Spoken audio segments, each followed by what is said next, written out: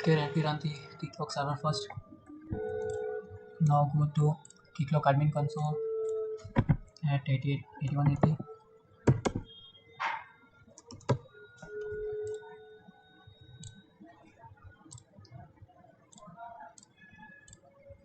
Now in the master RAM, there is a master default master RAM. We need to add a RAM. So let's name this RAM as okay, POC RAM. Let's name it as POC RAM. You can name it anything you want. Okay, now POC, we have POC RAM. Now what we need to do is we need to add a client. Now let me go to clients and create a client. Okay, name it as anything you want. Let's say uh, REST client, or let's name it as API one. Okay, since we are going to have many clients, many APIs, so many clients. So let's say it as let's do it as API one, and here root URL should be HTTP localhost 8080. So this is where our Spring API will be running on. So this is the root URL for this API one client. Now click on save. So our application, our client is created. Now we need to go to roles, yeah, and we need to add two roles. Let's say our API one application, Spring application, uses two roles, moderator. So let's moderator and user. So let's add one role as moderator and another role as user. Okay, so I have created two roles now. By default there are three roles, so except leaving them I have created two more roles, moderator and user. So now let me create users. There are no users here, so let me create user. You can choose to create user by coming here to admin console, or you can do it programmatically using a Java application. Now let me name, okay, let me name the user as Ram, and let me click on save. And you need to add password for this user, credentials. So go to credentials tab and add password. I will keep the password the same as name and disable this temporary. Okay, and click on set password. Okay, now we have set the passwords, and now go to role mappings, and role mapping, let the role of Ram be moderator, so he becomes a moderator. Now you can choose to have both moderator and user roles for Ram, but I'm choosing just a moderator role.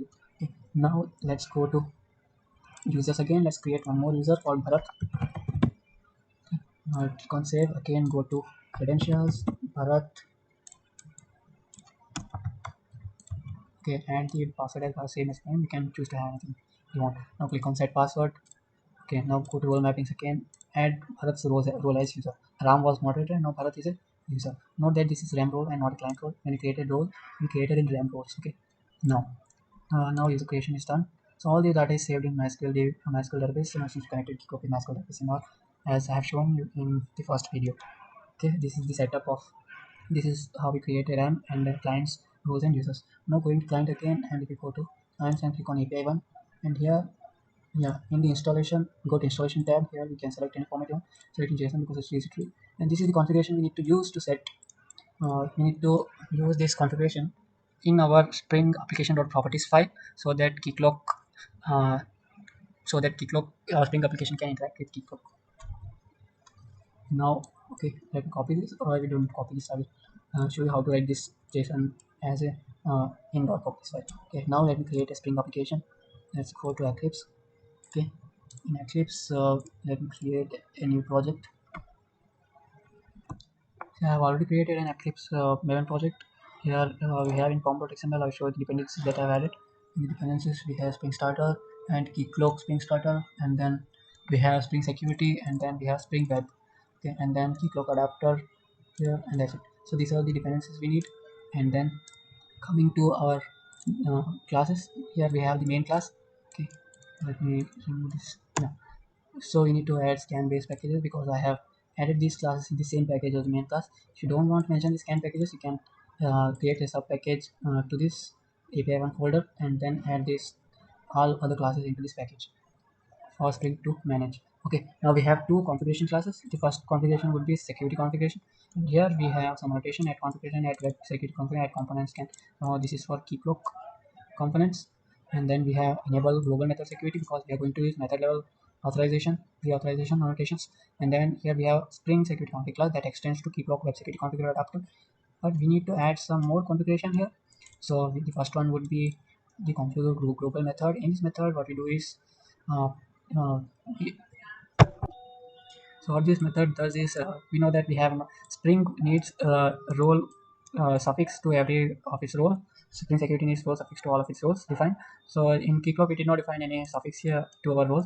So this method is so that Keycloak Spring to tell the Spring security that there is no need for that our roles are not prefixed with role. And then after that, here is a bean to manage for Spring, and this bean defines that we want to use Spring Boot properties file instead of the Keycloak JSON. So we have our Keycloak JSON here, so we don't want this JSON, then we can define our properties in our default Spring Boot properties file here in application.properties. And this one more bean we need to override the session authentication strategy. It would be simple. And then after that we need to here we are permitting all requests here, but we will be we will be using method level authorization, so we need to permit everything. Then after this we have webconfig class. In the webconfig class we have some origins defined in the properties files, and only these origins are allowed uh, in cross origin resource sharing. Okay, so CORS is allowed only for these origins allowed property defined in the application property file. So I have defined star as origins not allowed in the properties file. So almost everything, all the origins can make a request, cross origin request to this API. And then this is our web config class that handles the CORS. And now the API control class. In the API control class, we have the API control class. We have defined some methods. The first method would be on get mapping for /node API1, and this method is pre-authorized with moderator role, so only those users with role moderator can access this endpoint. Similarly, this method is for users with role user, and this method anon is for anybody to access. Okay, so these are the three methods in our API control, REST API controller. Now in the application.properties file, in the application.properties file, we had the JSON installation configuration here in the Keycloak that we got for API1 client. We need to add the same configuration in our application.properties file. Here we have Keycloak or these are the configuration that are copied from here, so you can understand. So Keycloak resource will be API1, and it is a public client through, and Keycloak RAM. So RAM is a POC RAM. Okay, so here we get ECRM. So let's add it as UCRM. Now Keycloak bearer only. You need to make this bearer true if you are sending, if you are making requests to these endpoints with an access token. Otherwise, if this property is by default false, so if this is not explicitly stated as true, every request is redirected to Keycloak first. So we need to log in manually, and after logging in manually, we will be given access to that endpoint. So we are not going to do that. We are not going to use Keycloak login feature.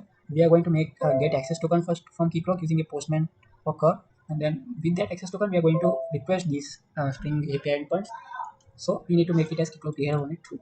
So our application will be running on 8080. By default, it is 8080. If you want another port 8081, you can choose to explicitly state them here. And here origins allowed. This is for the course handling. So I have given test star. So every any request to these endpoints will be accepted, not only from the same domain. So this is the properties for the properties file. Now let me run our Spring application.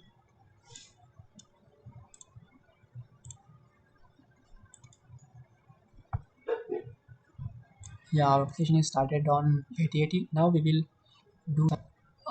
Now we will send some requests. Now we will send some requests in Postman and check the working of this application.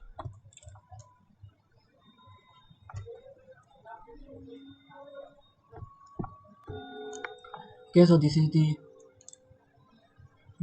URL from which we can get the access token from Keycloak. So we will be making a post request to this URL, and here in the place of ECM, our RAM name was POCRAM, so I will be adding the POCRAM. Now in the body, you need to select form URL encoded, and then you need to add some attributes, key values here.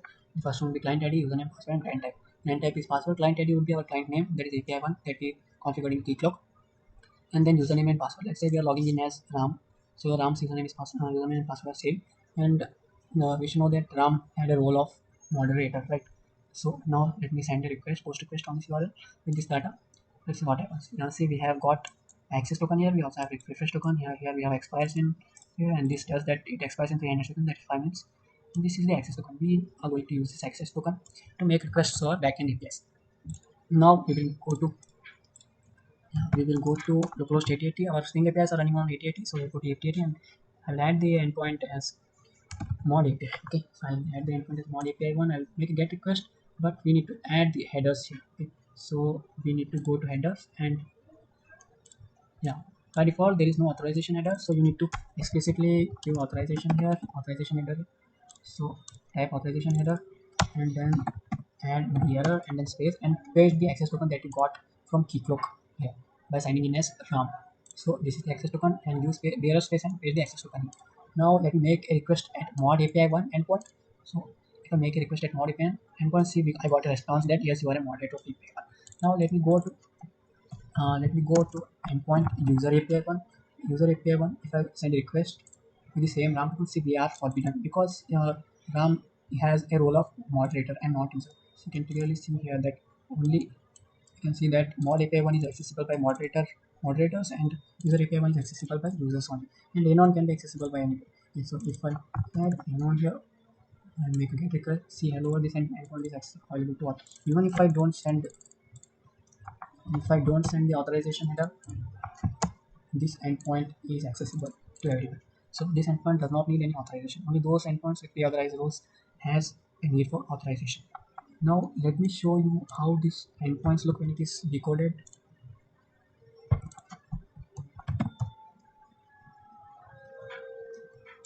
So here is our debugger and I'll paste my access token here, and here is the decoded version of our access token. Here you can see that in the RAM roles, this role has a moderator role in it, right? So it has a preferred username as RAM also.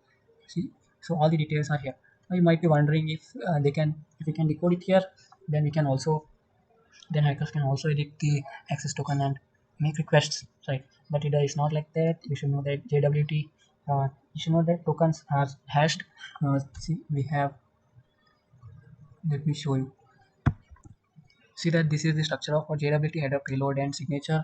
You can see that there is a dot here. Dot separates the token with header, payload and signature. This is the signature and this is the payload.